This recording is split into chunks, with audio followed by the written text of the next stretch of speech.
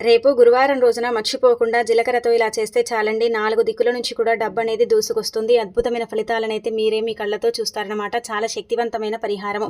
అయితే జీలకర్ర ఏంటంటే గనక నార్మల్‌గా చెప్పాలంటే ఒక రకంగా అండి దైవానికి అంకితం చేయబడుతుంది. ప్రకృతి నుంచి లభిస్తుంది కాబట్టి జీలకర్రతో చేసుకునే పరిహారాలన్నీ కూడా పనిచేస్తాయనమాట.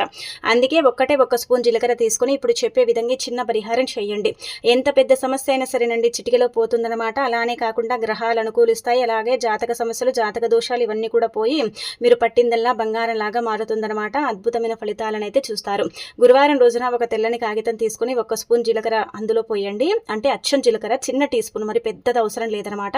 అర స్పూన్ తీసుకుని సరిపోతుందండి. అలా తీసుకున్న తర్వాత ఏంటంటే మీకు ధనం రావాలి. అలానే కాకుండా మీకు ఏదైనా సరే పెద్ద సమస్య ఉంది, ఆ సమస్య తీరట్లేదు అనుకుంటారు కదా, ఆ సమస్య గురించి చెప్పుకోండి. అందులో ఒక 4-5 కర్పూర బిళ్ళలు వేయండి. అలా వేసిన తర్వాత ఏంటంటే దాన్ని పొట్లం కట్టి తల చుట్టూ 7 సార్లు తిప్పి ఆ తర్వాత ఏంటంటే దాన్ని ఇంటి బయట పెట్టి కాల్చేయండి. ఇలా కనీసం మీరు ఏంటంటే గనక ఒక 3-4 గురువారాల పాటు చేయండి. అలా చేయటం వల్ల ఏంటంటే సమస్య తొందరగా తీరిపోతుందండి. సమస్య నుంచి మనం బయటపడతాం. డబ్బు పరంగా కూడా మనం చెప్పుకొని చేస్తాం కాబట్టి ధనం కూడా ఏంటంటే ఏదో ఒక రూపంలో మన దగ్గరికి వస్తుంది. ఒక వస్తువు రూపంలో కావచ్చు, ఒక వాహన రూపంలో కావచ్చు, దేని రూపంలోనైనా సరేనండి డబ్బు కూడా మన దగ్గరికి ఆకర్షించటానికైతే అవకాశం ఉంటుందని మనకు పురాణాలలో చెప్పడం జరుగుతుందన్నమాట.